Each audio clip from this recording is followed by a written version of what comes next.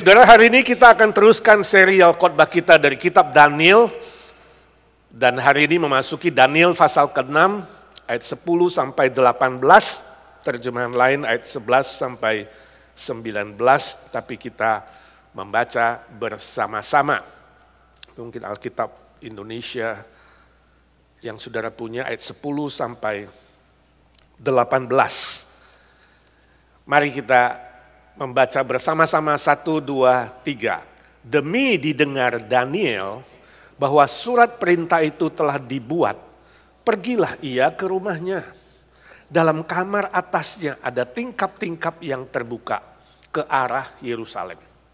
3 kali sehari dia berlutut, berdoa serta memuji Allahnya seperti yang biasa dilakukannya. Lalu orang-orang itu bergegas-gegas masuk dan mendapati Daniel sedang berdoa dan bermohon kepada Allahnya. Kemudian mereka menghadap raja dan menanyakan kepadanya tentang larangan raja. Bukankah Tuanku mengeluarkan suatu larangan supaya setiap orang yang dalam 30 hari menyampaikan permohonan kepada salah satu dewa atau manusia, kecuali kepada Tuanku ya raja, akan dilemparkan ke dalam gua singa? Jawab raja, perkara ini telah pasti menurut undang-undang orang Media dan Persia yang tidak dapat dicabut kembali. Lalu kata mereka kepada raja, Daniel, salah seorang buangan dari Yehuda, tidak mengindahkan tuanku, ya raja, dan tidak mengindahkan larangan yang tuanku keluarkan. Tetapi 3 kali sehari ia mengucapkan doanya. Setelah raja mendengar hal itu, maka sangat sedihlah ia. Dan ia mencari jalan untuk melepaskan Daniel.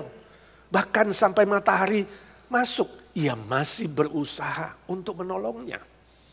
Lalu bergegas-gegaslah orang-orang itu menghadap raja serta berkata kepadanya, ketahuilah ya raja, bahwa menurut undang-undang orang Media dan Persia, tidak ada larangan atau penetapan yang dikeluarkan raja yang dapat diubah. Sesudah itu raja memberi perintah. Lalu diambillah Daniel dan dilemparkan ke dalam gua singa. Berbicaralah raja kepada Daniel, Allahmu yang kau sembah dengan tekun, dialah kiranya yang melepaskan engkau. Maka dibawalah sebuah batu dan diletakkan pada mulut gua itu. Lalu raja mencap itu dengan cincin meterainya dan dengan cincin meterai para pembesarnya, supaya dalam hal Daniel tidak dibuat perubahan apa-apa. Lalu pergilah raja ke istananya dan berpuasalah ia semalam-malaman itu. Ia tidak menyuruh datang penghibur dan ia tidak dapat tidur.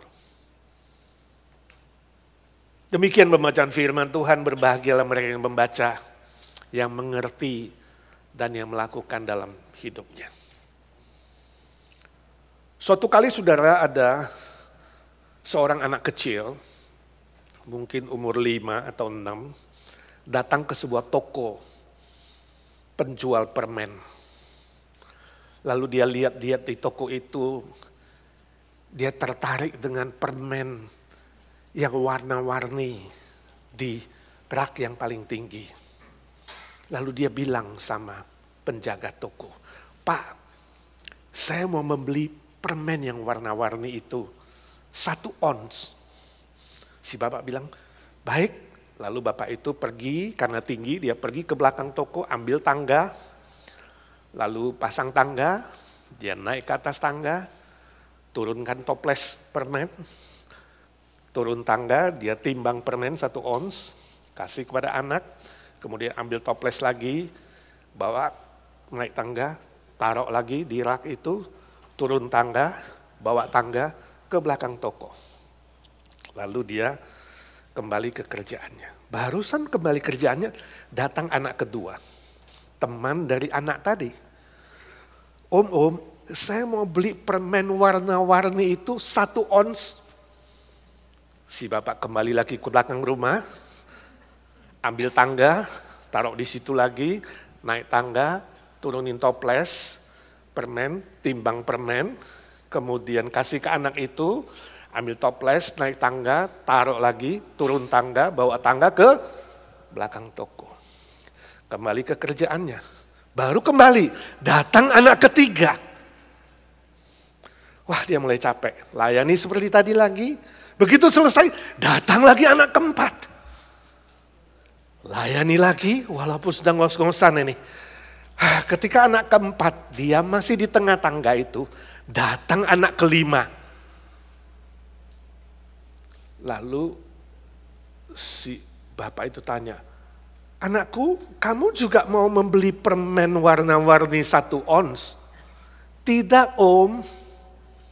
Lalu turun tangga, udah selesai, kembalikan ke belakang rumah, balik lagi ke toko mau bekerja, dia tanya anak itu, sekarang nak kasih tahu Om, kamu mau beli apa?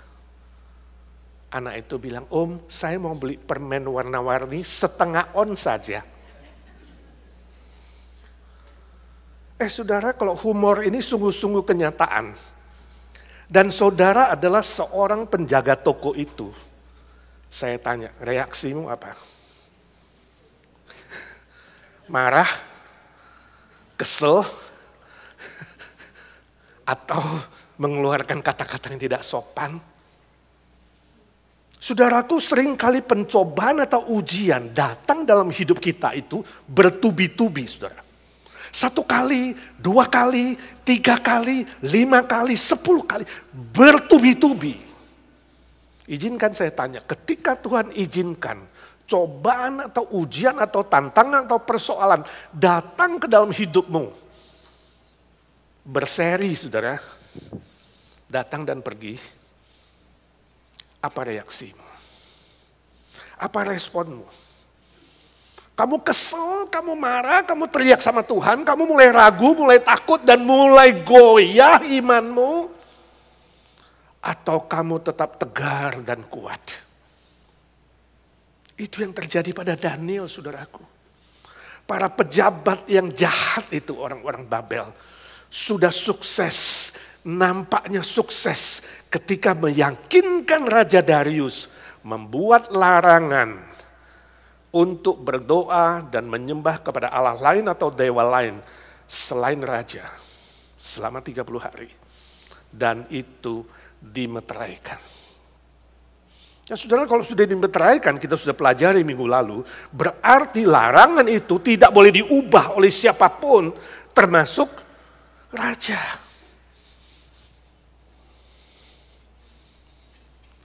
Dan hari ini kita akan belajar keputusan yang sangat-sangat membahayakan Daniel. Ujian yang sangat-sangat berat setelah Daniel dalam pembuangan bertubi-tubi mengalami cobaan dan ujian itu. Sejak dari zaman Nebukadnezar sampai Darius. Kita udah pelajari, ya kan? Nebukadnezar, Belshazzar, sekarang Darius. Dalam semua pemerintahan Daniel mengalami itu. Bagaimana reaksinya? Itu yang mau kita pelajari dari bacaan hari ini.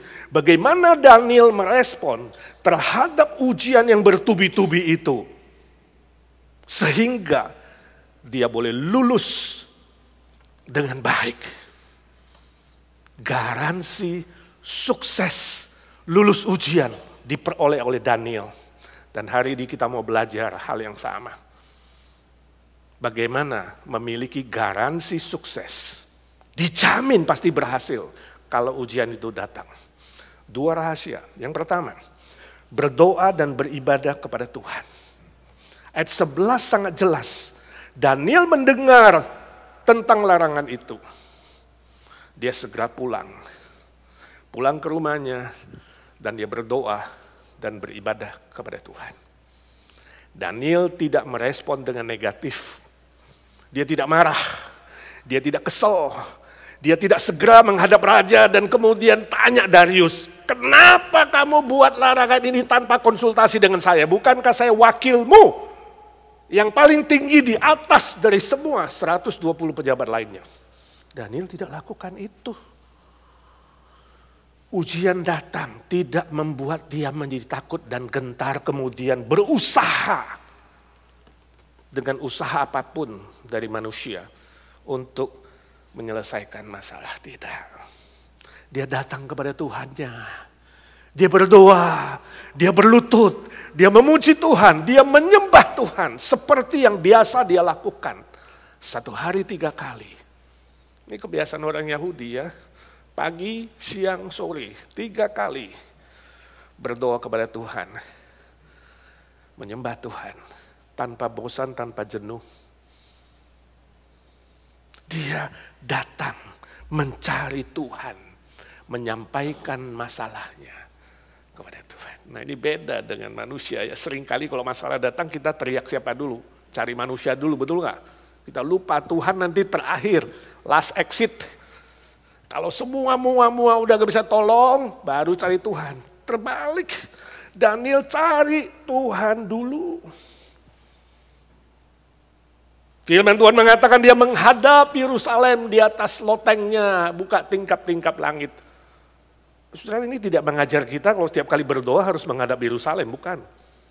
Ini kebiasaan orang-orang buangan di zaman Babel. Karena mereka rindu dan berharap suatu hari akan balik lagi ke Yerusalem. Di mana ada bait suci yang dibangun Salomo itu nanti akan dibangun kembali. Itu menjadi basic, menjadi dasar kenapa mereka berdoa menghadap Yerusalem. Seperti yang dilakukan juga Raja Daud. Setelah Tuhan Yesus ada di bumi ini, dia inkarnasi, dia mengumumkan. Supaya semua orang percaya beribadah kepada Tuhan di dalam roh dan kebenaran. Yohanes pasal 4. Artinya apa? Setelah Yesus juru selamat menggenapkan kehadirannya di bumi ini, kita tidak perlu lagi berdoa menghadap manapun. Berdoa dan menyembah Tuhan di dalam roh dan kebenaran artinya tidak dibatasi tempat. Gak dibatasi lokasi. Di mana saja boleh berdoa dan menyembah Tuhan. Tidak terbatas waktu. Gak usah juga, aku mau ikut-ikut Daniel lah sehari 3 kali. Atau sehari 7 kali. Atau sehari 1 kali. Enggak. Gak dibatasi waktu dan tempat. Di mana saja boleh kita berdoa kepada Tuhan. Dan ingat apa yang dilakukan oleh Daniel, ada sebuah istilah di situ yang biasa dilakukan Daniel. Jadi Daniel gak tunggu masalah datang baru berdoa dan menyembah Tuhan. Tidak. Sebelum-belumnya dia lakukan gak? Dia lakukan. Yang biasa dia lakukan artinya apa? Daniel disiplin. Dia teratur berdoa kepada Tuhan dan menyembah Tuhan. Gak usah tunggu ada masalah baru doanya lebih tekun. Manusia biasanya tunggu masalah baru tekun, betul gak? Kalau gak keselek, gak sakit, makan pun kadang lupa doa, betul? Tapi begitu udah keselek, udah sakit, wah sehari 3 kali sampai 5 kali. Jangan begitu saudara. Ya. Tapi membiasakan diri, berdoa, menyerahkan hidup kepada Tuhan. Nah sebenarnya Daniel kalau kita bicara manusia, bicara secara manusiawi, Daniel bisa menghindar gak dari perbuatan jahat dan licik dari para pejabat itu? Bisa. Ya. Dia berdoa aja di tempat yang tersembunyi. Gak dilihat, kenapa harus buka jendela dan kelihatan. Seperti yang dia lakukan. Dia bisa aja, oh larangan 1 bulan. Berarti 1 bulan ini 30 hari aku bisa berdoa di bawah tanah misalnya, ada ruang bawah tanah, basement misalnya. Atau bersembunyi, tutup kamar, gak kelihatan sama orang lain. Bisa. Ya kan? Dia bisa saja melakukan itu. Atau dia berhenti berdoa dulu 1 bulan. Cuti dulu. Ya kan? Saudara ada yang cuti gak? Doa dan baca renungan pagi. Atau Daniel bisa saja juga apa? Ya, liburan. Kan dia pejabat. Ya, boleh aja liburan dia dulu, jalan-jalan ke Indonesia 1 bulan. Nggak ketemu orang-orang Babel. Saudara saya ingin bilang, secara manusiawi, Daniel bisa saja memikirkan cara untuk terlepas dari 30 hari itu. Tapi Daniel tidak melakukannya. Sebab dia tahu Tuhannya lebih besar, lebih hebat dari semua persoalan, termasuk ancaman kematian. Izinkan saya tanya saudara, ketika masalah datang, ujian dan cobaan datang ke dalam hidupmu, pertama kali saudara cari siapa? Apa reaksi saudara? Itu yang kita belajar dari Daniel. Daniel mengajar kita, mari disiplin berdoa. Mari menyembah Tuhan dengan disiplin. Jangan tertarik kepada godaan-godaan yang bersifat manusiawi. Yang mengandalkan pengalaman, yang mengandalkan apapun usaha dan tawaran dari orang-orang dunia. Tapi tetap setia kepada Tuhan. Suatu kali ada seorang ibu-ibu, dia tanya kepada temannya, juga ibu. Ya, katakanlah ibu A tanya kepada ibu B ini suka berdoa. Lalu dia tanya, hei ibu B, ya, saya ingin tanya, kamu begitu rajin berdoa dan disiplin berdoa, sebenarnya dalam doa itu kamu memperoleh apa? Apa yang kamu dapat sehingga membuat kamu itu begitu rajin? Nah, manusia kan suka mikirnya dapat, betul gak? Diajak berdoa, gue doa dapat apa? Diajak ke gereja, gue ke gereja dapat apa? Ya kan? Selalu, yuk dapat apa? Lalu ibu itu bilang, sebenarnya saya doa, saya gak dapat apa-apa. Malah saya kehilangan apa-apa. Si A bilang, kehilangan kok kamu berdoa? Emangnya kamu hilang apa?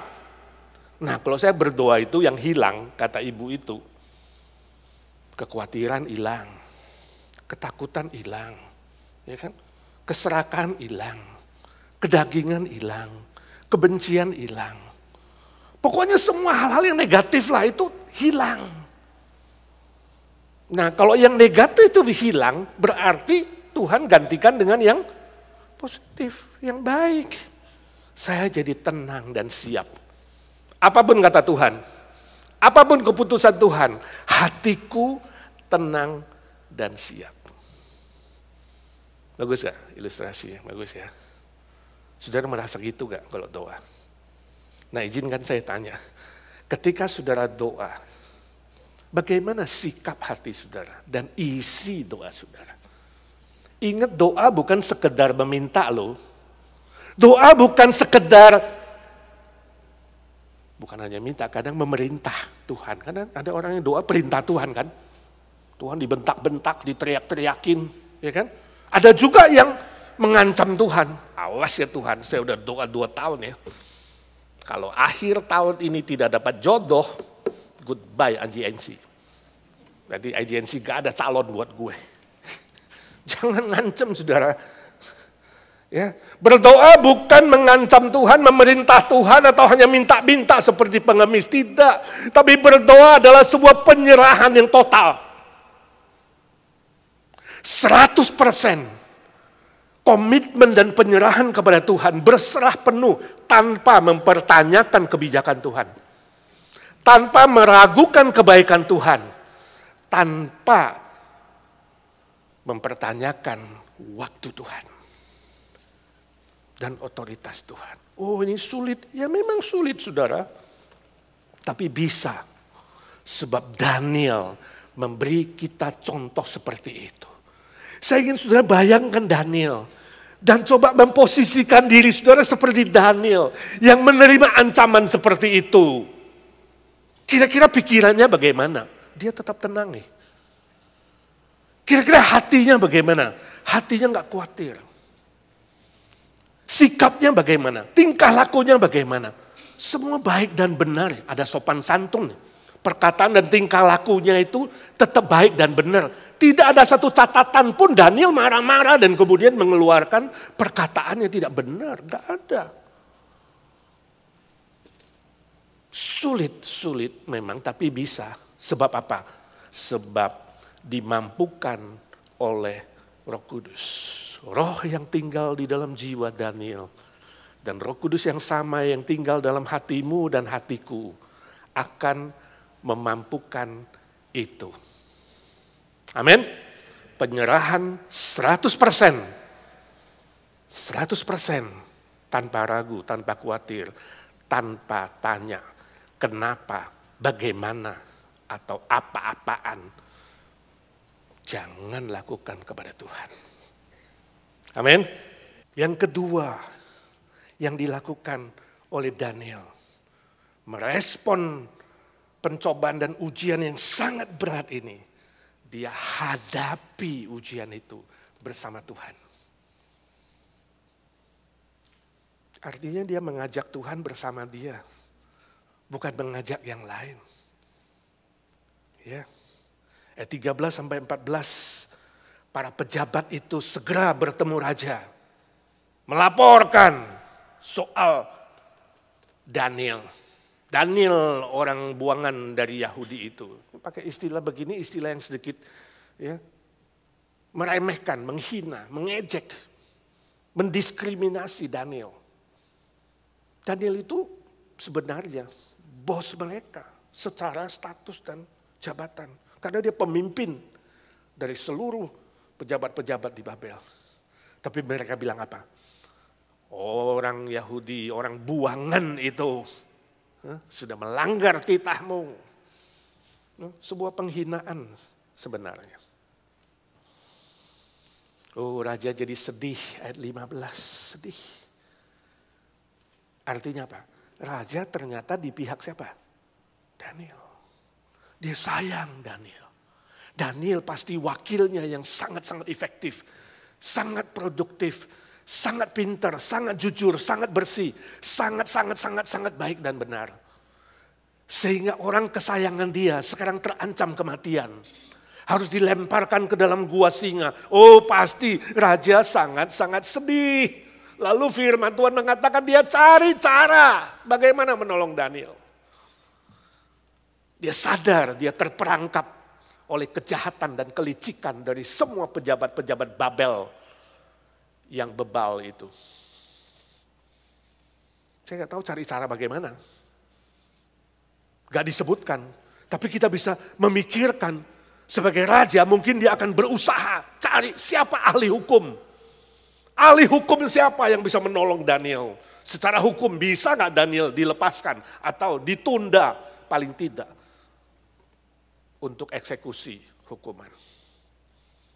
Atau dia suruh anak buahnya buka file, cari semua file di dalam sejarah. Pernah gak dalam sejarah media Persia ada studi kasus atau ada kasus tersendiri yang pernah orang yang sudah diputuskan oleh hukum tuh raja seperti ini kemudian bisa dibebaskan. Dia cari itu. Atau dia juga mencari sebagai seorang raja, salah satu raja di semua kerajaan media Persia yang besar, bisa gak raja punya hak istimewa seperti presiden hari ini punya hak grasi, betul gak? Grasi artinya apa? Grace.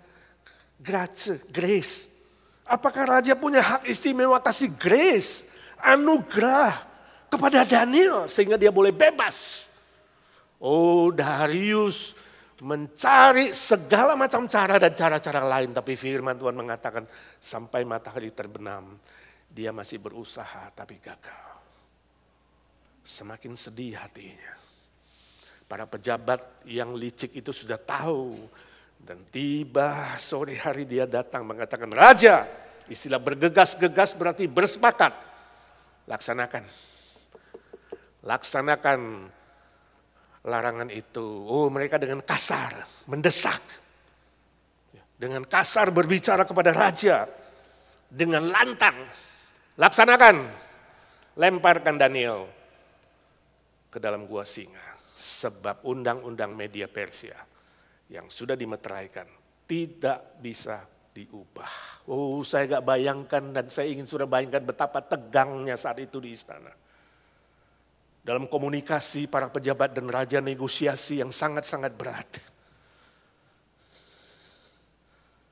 Lalu raja perintahkan panggil Daniel.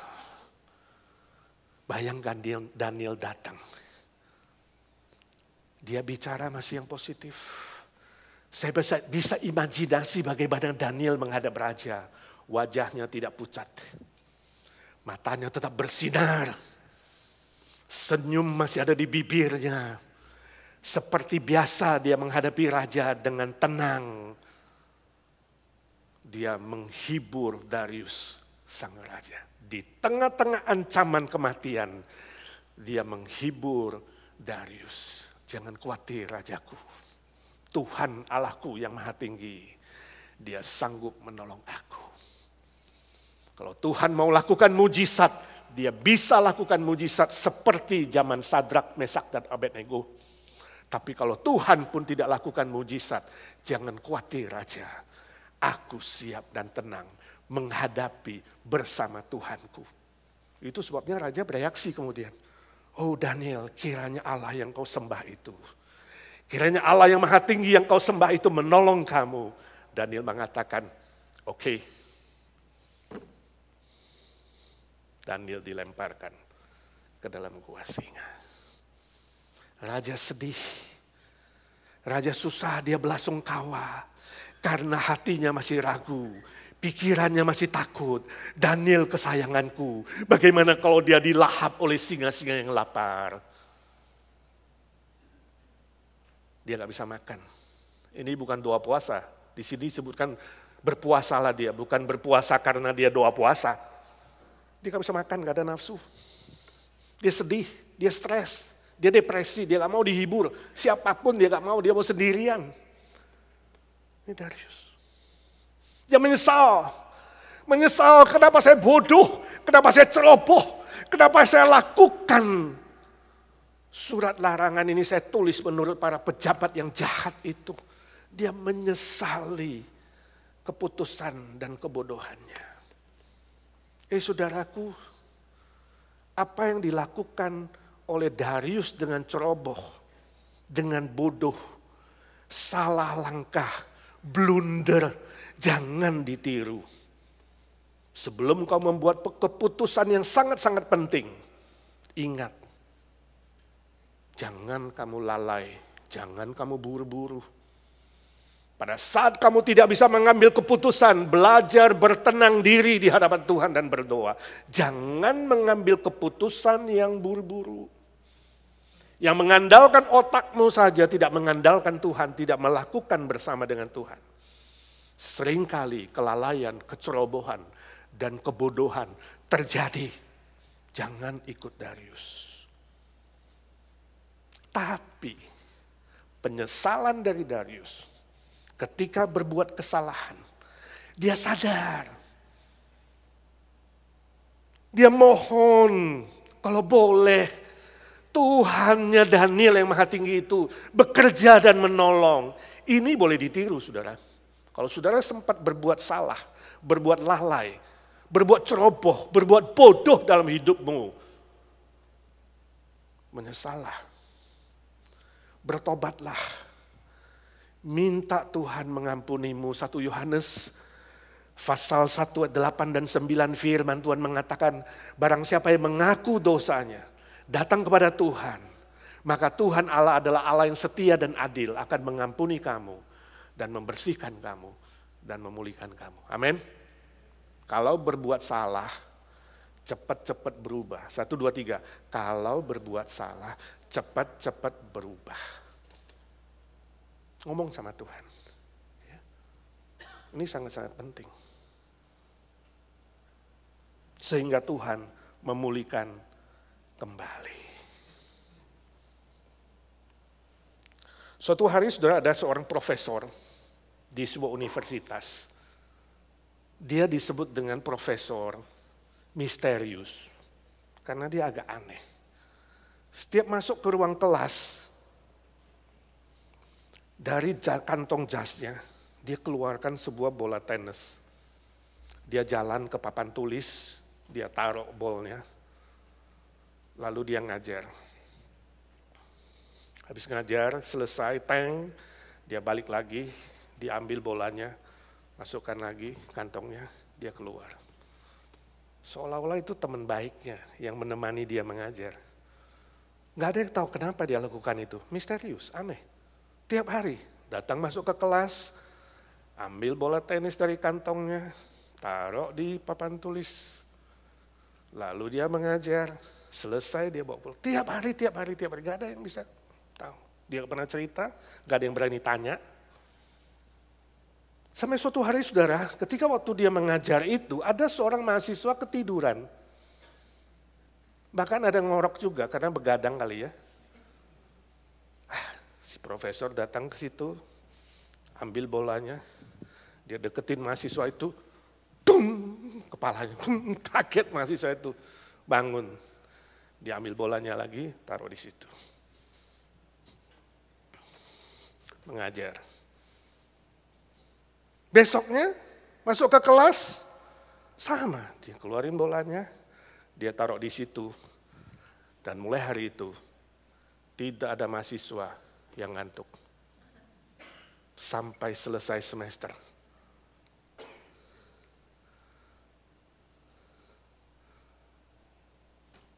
Saya harap gak ada pendeta yang niru-niru begitu ya. Sebelum khotbah keluarin bola tenis, taruh di mimbar.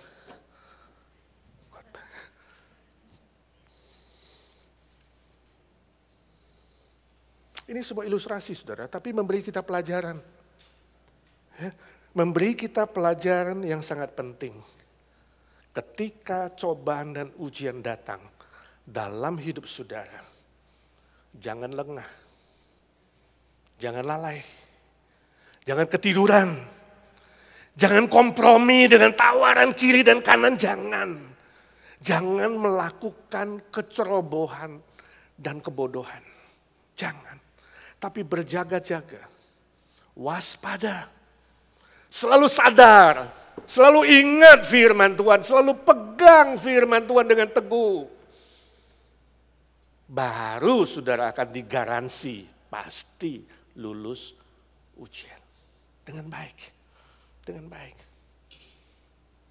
Saya yakin 100% Daniel hatinya siap dan tenang, berjalan dengan gagah, dibawa masuk ke dalam gua singa. Bukan dengan ketakutan, bukan teriak-teriak minta ampun, minta tolong. No, Daniel dengan gagah masuk ke dalam gua singa sebab dia masuk bersama Tuhannya. Dia menghadapi ujian bersama dengan Tuhannya. Dia membawa Tuhan bersama dengan dia. Dan mungkin sekali dia bernyanyi seperti Daud yang mengajar nyanyi, hanya padamu Tuhan, dekat pada Tuhan hatiku tenang. Aku tidak takut bahaya sebab engkau keselamatanku dan penolongku. Saya tidak tahu apakah dia nyanyikan terang-terangan, tapi sikap hati, iman dia, keyakinan dia, itu membuat Darius memuji Tuhannya Daniel. Beriman dan berharap bahwa Daniel pun akan dilepaskan. Saudara melihat, ini iman yang sejati. Iman yang sejati tidak ada hubungannya dengan sakit penyakit, saudara. Saudara sakit seberat apapun tetap bisa beriman. Iman yang sejati tidak ada hubungannya dengan fisik. Kedagingan, gak ada hubungannya dengan kelemahan tubuh. Orang yang lemah tubuh tetap bisa beriman dengan teguh. Iman yang sejati tidak ada hubungannya dengan keuangan atau finansial. Walaupun miskin, tetap bisa beriman dengan sejati. Bandingkan dengan orang-orang miskin di India, di Afrika. Yang miskin tetap bisa bersukacita, memuji Tuhan, menyembah Tuhan. Dibanding dengan orang-orang yang hidup di kota besar, yang hanya karena inflasi kemudian menangis merengek-rengek. Gak ada hubungannya. Iman yang sejati tidak ada hubungannya dengan ancaman kematian. Dan itu terjadi pada Daniel. Kita pelajari dari dia ketika menghadapi ujian yang sangat-sangat berat ini. Sebab tidak ada satu hal pun di dunia ini yang bisa memisahkan kita dari kasih Kristus. Amin. Itu firman Tuhan. Gak ada satu hal pun. Penganiayaan, kesusahan, penderitaan, kemiskinan, ketelanjangan, Sampai maut pun tidak bisa memisahkan kita dari Kristus. Oh saudara, kalau datang Jumat lalu di dalam PRT, saudara akan dengarkan kesaksian Melki. Dia bilang ketika Tuhan izinkan ada sakit penyakit yang bertubi-tubi dalam hidupnya. Dan dia harus menghadapi operasi demi operasi. 7 bulan tidak kerja. Tidak ada kekhawatiran dan ketakutan. Ini loh saudara kesaksian yang kuat. Ketika kamu sudah tidak takut mati. Ketika engkau siap walaupun Tuhan izinkan kau mati bersama dengan Tuhan. Sebab hidup dan mati adalah milik Tuhan. Pada detik itu seluruh kekhawatiran dan ketakutanmu dicabut. Dan digantikan dengan hati yang siap menerima apapun keputusan Tuhan. Apapun keputusan Tuhan. Dengan penuh percaya. Dengan dipegang oleh tangan Tuhan Yesus. Engkau menghadapi ujian itu. Dan kau yakin tangan Tuhan yang akan membebaskanmu dan memelihara kamu. Saudaraku, harga sebuah bola basket di tanganmu dan di tanganku hanya $20. Tapi kalau bola basket itu pindah ke tangan Michael Jordan akan menjadi 30 juta US dollar. Jadi sesuatu itu berharga atau tidak tergantung di tangan siapa. Harga sebuah baseball di tanganmu dan tanganku mungkin hanya $15. Tapi kalau pindah ke tangan Roger Clemens akan berharga 450 juta US dollar. Harga sebuah raket tenis di tanganmu dan tanganku hanya $25. Tapi kalau pindah ke tangan Novak Djokovic akan menjadi juara Wimbledon. Sebuah tongkat di tanganmu, di tanganku hanya untuk mengusir anjing. Tapi pindah ke tangan Musa bisa membelah Laut Merah. Sebuah ketapel di tanganku dan tanganmu hanya sebuah mainan. Tapi pindah ke tangan Daud mengalahkan raksasa Goliat. 5 roti dan 2 ikan di tanganmu dan tanganku hanya sebuah sarapan pagi. Tapi berpindah ke tangan Tuhan Yesus akan mengenyangkan lebih 10.000 manusia. Tergantung di tangan siapa hidupmu berada, akan jauh lebih berharga. Sebab itu serahkan seluruh ketakutanmu, kekhawatiranmu, kegentaranmu ke dalam tangan Tuhan Yesus. Engkau akan lebih berharga dan bernilai.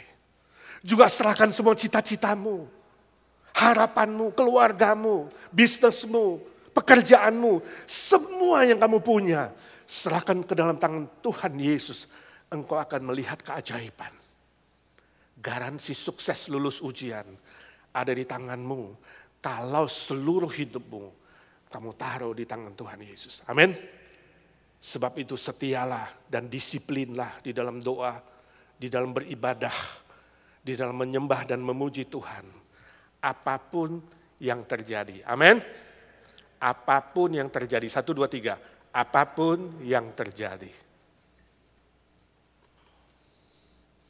Mari kita berdoa. Ya Tuhan Yesus, suara hamba-Mu sudah berhenti. Biarlah suara Roh Kudus terus berbisik di hati, di pikiran kami. Ketika kami lalai, kami lengah, kami tak berdaya, kami dirongrong oleh ketakutan dan kekhawatiran. Ajar kami belajar dari Daniel apapun yang terjadi ya Tuhan. 100% berserah. Tanpa meragukan Tuhan. Tanpa mempertanyakan Tuhan. Tanpa curiga kepada Tuhan. Dalam nama Tuhan Yesus Kristus. Tuhan segala Tuhan Allah segala Allah. Yang berjanji menyertai kami selama-lamanya. Kami berdoa dan meminta berkat Tuhan. Amin.